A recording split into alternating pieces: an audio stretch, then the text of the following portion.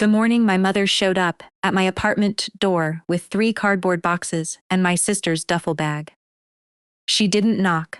She used the key I had given her for emergencies. I was standing in my kitchen in my pajamas, holding a mug of coffee I hadn't taken a single sip from yet, when I heard the lock click and the door swing open. My mom walked in first. My dad was right behind her, carrying 2 boxes stacked on top of each other, so high he had to tilt his head sideways to see around them. And then my sister Renee came in last, already looking around the apartment the way people do when they're deciding where where to put their furniture. Not like a guest, like someone moving in. "We thought we'd help get things started," my mom said, setting her purse down on my counter, and smiling like this was a normal Saturday morning. "Renee needs a fresh start, and you have the space." I was 25 years old. I had been living in that apartment for exactly 7 months.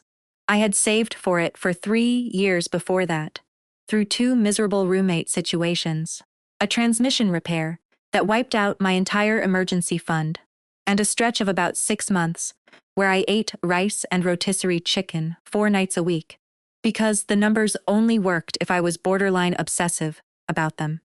I had signed my own lease, paid my own deposit, furnished my own living room, piece by piece. From a combination of online marketplace finds and one good end-of-season sale, every single thing in that apartment existed because I had chosen it, and paid for it, and placed it exactly where I wanted it. And my mom had just walked in with my sister's duffel bag and said, "You have the space." My name is Cassidy. I'm 25, and I work in office administration for a property management company in Phoenix, Arizona. Ironic, I know. Still 40 hours a week helping other people understand their leases, and I still almost lost my own apartment to my family. Almost.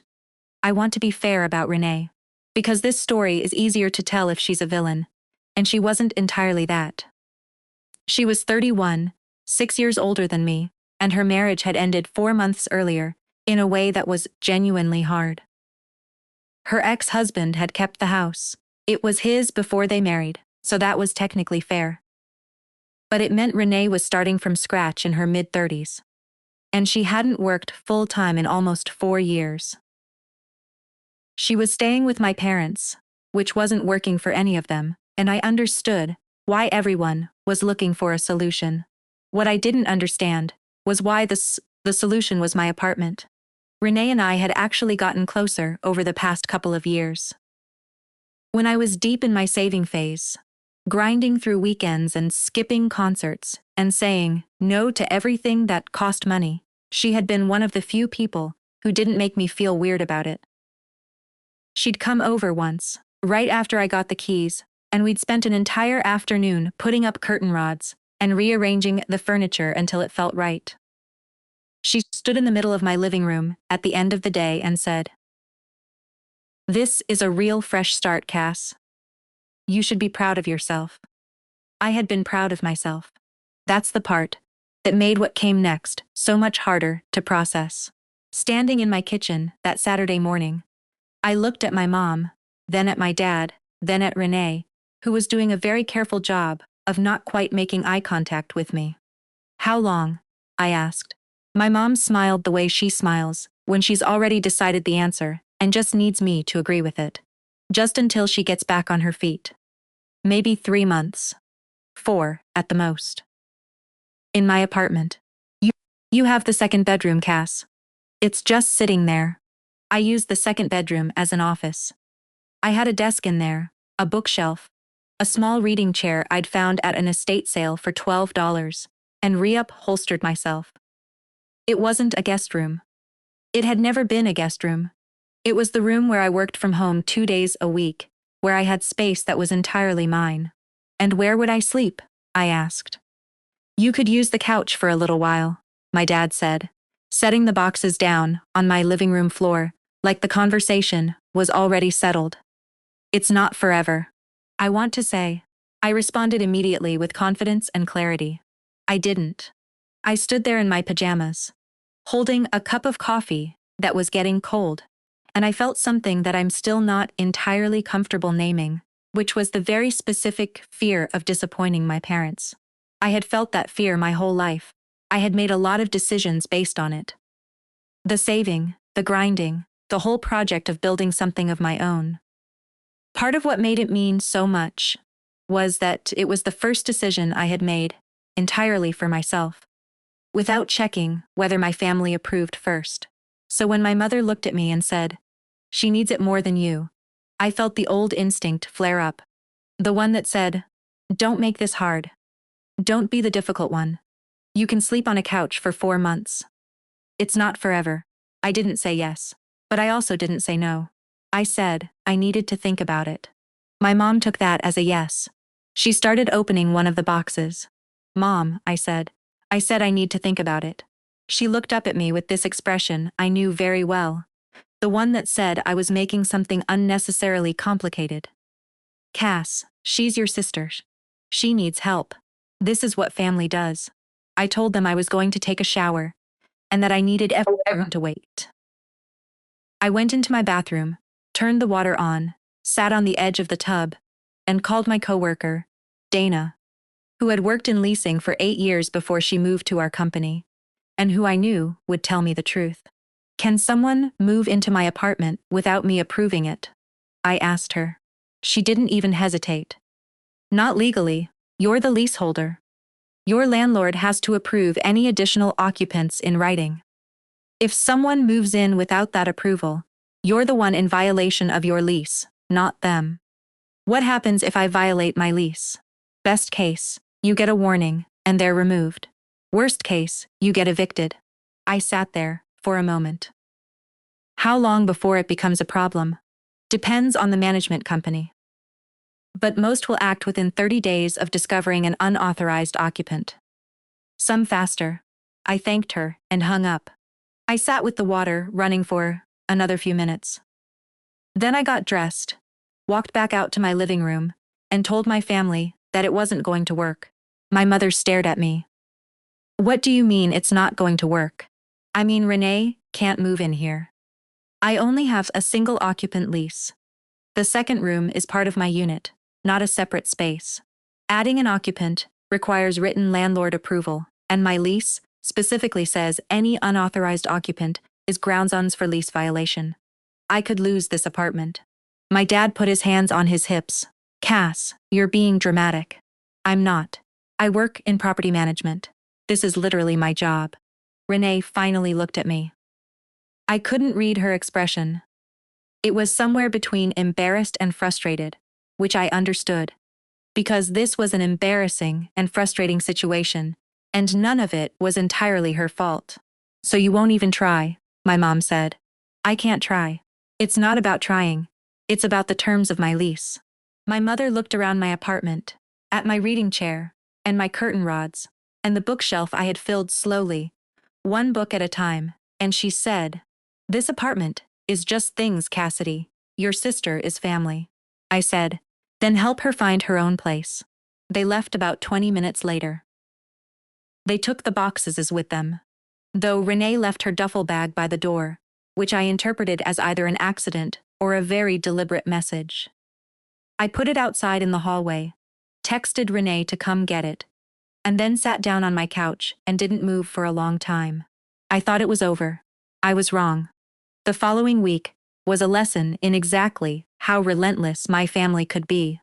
When they had decided on something, my mom called me on Monday. She had spoken to her friend Deborah, who apparently had a son who was a landlord somewhere in Scottsdale, and Deborah's son had said that it was usually fine to have a family member stay for a few months. I explained to my mother that Deborah's son's opinion did not override my actual lease. She said I was being legalistic. My dad texted me on Wednesday to ask whether I had reconsidered. I said no. He sent back a thumbs down emoji, which I found oddly hurtful. Renee didn't contact me directly, which I respected. Whatever she was feeling, she wasn't weaponizing it. At least not to my face. But I knew she was still at my parents' house. And I knew the situation there was getting tense, because my mother mentioned it every time we talked. Casually but deliberately. like she was adding small weights to one side of a scale. I had a work deadline that Tuesday, a report I had to finish by end of day. And I remember sitting at my desk in my office room, and thinking about what it would look like if Renee's things were in there instead. Her boxes where my bookshelf was. Her clothes in the closet I used for storage. Me on the couch with a suitcase wedged under it because there was nowhere else to put my things. I finished the report. Then I sat for a while in my reading chair and thought about how close I had come to saying yes. That first morning, when I hadn't had my coffee yet and my mom was already unpacking boxes, and the fear of being difficult was louder than anything else. Then on Friday, I got a text from my mom that said, "We're all having dinner Sunday. Please come. We need to talk about this as a family." I knew what that meant. It meant there would be 4 people at that table who had already agreed on an outcome, and 1 person who hadn't. I almost didn't go. I thought about texting back that I had plans. But I also knew that if I didn't show up, the conversation would happen without me, and I would somehow still end up losing it, so I said I'd be there. I spent Saturday doing something I probably should have done the week before, which was actually reading my lease from beginning to end. I knew the basics. I had signed it. I wasn't an idiot. But I wanted to know exactly what it said, in its exact language, before I walked into a dinner where parents were going to try to convince me I was wrong. Paragraph 14 was the one that mattered. It read, in plain English, that no person other than the named leaseholder may occupy the unit for more than 7 consecutive days, or 14 days, within any calendar month, without prior written approval from the leasing office. Violations of this provision may be considered a material breach of the lease agreement. I photographed that paragraph on my phone. I also sent an email to my leasing office on Saturday afternoon. I explained that my family had recently attempted to move an additional person into my unit without approval, that I had not consented to this, and that I wanted it on record that no unauthorized occupancy had occurred, and that I was not requesting any change to my lease terms. The leasing manager, a woman named Patricia, who I'd spoken to a few times, wrote back within an hour. She thanked me for reaching out, confirmed that no changes to my lease had been requested or approved, and noted that any future requests for occupancy changes would need to go through formal approval process, which would include a background check on any additional occupant and a signed addendum. She also mentioned, very matter-of-factly, that the current lease was a single-occupant agreement, and that adding a long-term roommate would technically require a new lease negotiation rather than just an addendum. I printed that email. I folded it and put it in my purse. Sunday dinner was at my parents' house. My mom made pot roast, which she only made for significant occasions, which told me everything about how seriously she had planned this conversation. Renee was there, sitting at the kitchen counter, looking at her phone while my dad was watching television in the other room. When I walked in, my mom hugged me like everything was normal and said the food was almost ready. We ate for about 20 minutes before my dad put his fork down and said, "We need to figure this out." I looked at him. "Okay. Your sister can't keep living here. Your mom and I can't run a bed and breakfast indefinitely. Renee needs her own space. And you have a space." "I have my space," I said. "It's not interchangeable with Renee's space." "You're 25 years old," my mom said. "You have your whole life ahead of you. Renee is 31 and starting over. The situation is different." "The situation is different," I agreed. "Which is why the solution should be different. Renee needs a place that is hers. Not a couch in my office that she's technically not allowed to be on. You're really going to let a lease stop you from helping your own sister," my dad said. "I'm going to let a lease be what it is, which is a legal agreement I signed and am responsible for." My mom set her fork down. "Cass, we raised you to put family first. This is not who we raised you to be."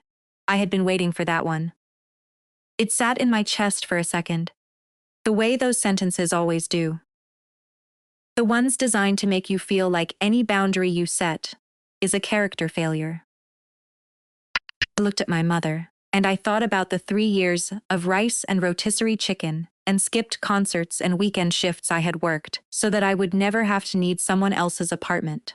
I reached into my purse and put the printed email on the table. "This is from my leasing office," I said. "My lease is a single-occupant agreement. Adding a permanent resident requires a new lease negotiation, a background check, and written approval from the property management company. If an unauthorized occupant is discovered, I can be held in material breach, which means I could lose my apartment. The apartment I saved 3 years to get." My mom looked at the paper. She didn't pick it up. "It's not my choice to make," I said. It was never my choice to make. Renee moving in requires my landlord's approval, and that approval isn't guaranteed. And even if it was, it would change the terms of my lease, and potentially my rent. I am not willing to risk my housing for something that wasn't discussed with me before anyone decided it was already happening. My dad said, "So that's your final answer?" "That's the lease's answer," I said. "And yes, it's mine too." Renee looked up from her phone. She and I looked at each other across the table, and something passed between us that I'm still not entirely sure how to describe. It wasn't anger, exactly. It was something more complicated, the acknowledgement of a situation neither of us had fully chosen. She had been just as swept up in our parents' plan as I had been expected to accept it. "I wouldn't have been comfortable either," Renee said quietly. "I should have said that from the beginning." My mom made a sound that was not quite a word. The dinner ended early. My mom was quiet in a way that was worse than if she'd been loud. My dad walked me to the door when I left and said, "We'll figure something else out." That was it. No apology. No acknowledgement that they had shown up at my apartment with boxes before I had agreed to anything. Just, "We'll figure something else out." I drove home. I walked into my apartment and locked the door behind me. Both the deadbolt and the chain, and I stood in my living room in the dark for a long moment. Then, I went to bed. The days that followed were quiet in a way that felt fragile. My mom and I texted but kept it short. My dad didn't reach out at all. Renee sent me a message on Thursday, just 3 words. "I get it." I wrote back. "I know."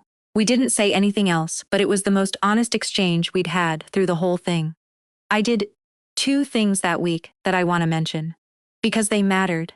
The first was that I changed the lock code on my front door and asked my landlord to rekey the deadbolt. I told Patricia at the leasing office that I had given out a key that I needed to deactivate, and she had someone out within 48 hours. I felt guilty about it for about a day. Then I stopped feeling guilty, because a key given for emergencies had been used to walk into my apartment on a Saturday morning with someone else's moving boxes. And that was not an emergency. That was a plan. The second was that I called my leasing office to ask about the formal process for adding an occupant. Not because I was considering it, but because I wanted to understand what it would have actually taken. Patricia walked me through it. Background check, income verification, updated lease agreement, and approval from the property management company's compliance team. The whole process took, on average, 3 to 4 weeks. And it wasn't guaranteed. "We do turn down requests sometimes," Patricia said. "Especially if the new occupant doesn't meet the income requirements or has a problematic rental history." I thanked her and didn't ask any more questions.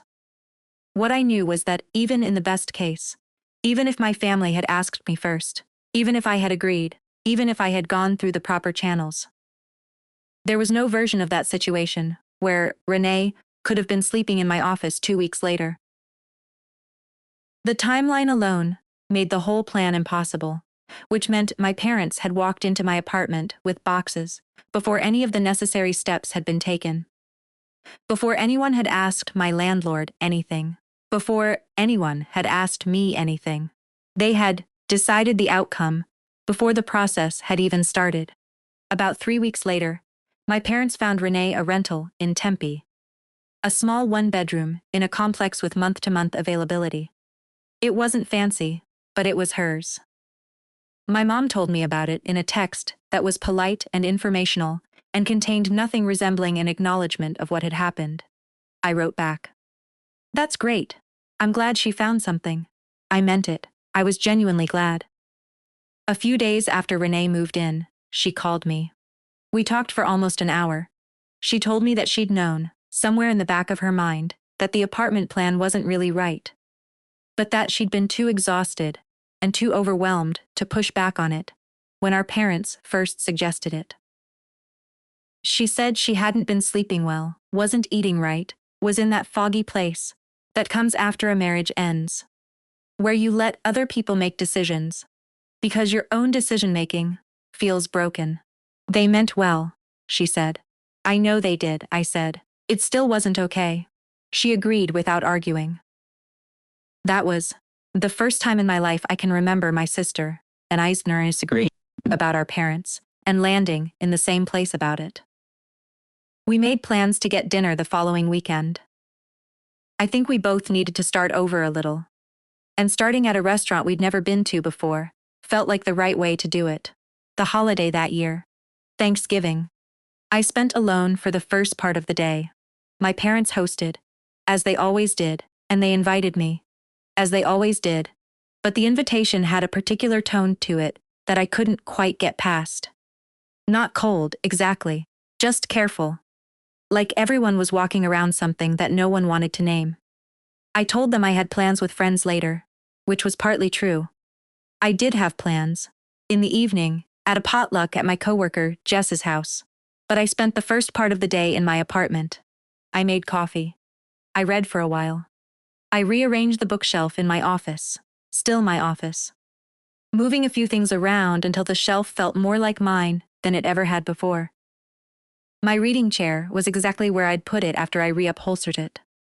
The blanket I'd bought on sale was folded over the armrest.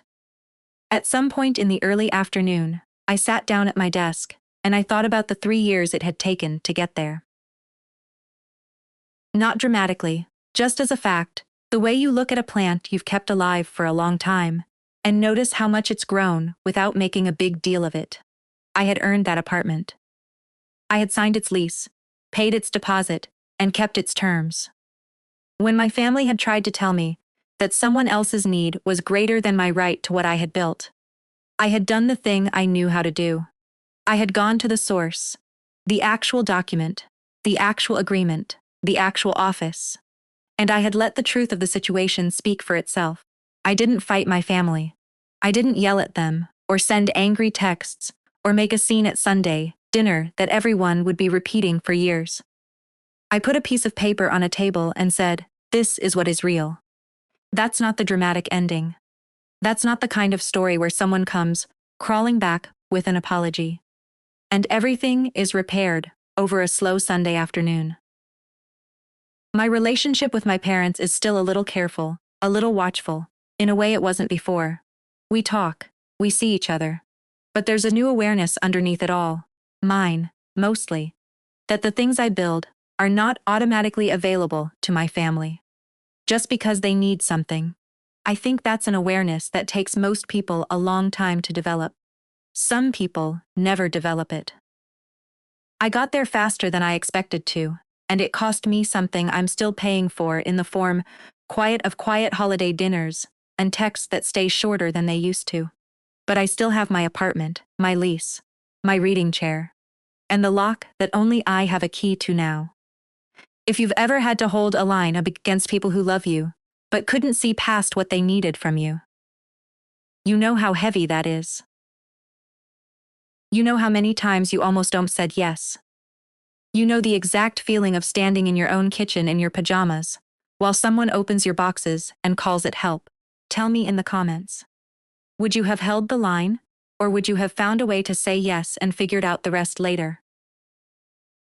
And if this story hit subscribe to Best Drama Stories. Because every week, we tell the ones that don't always get told.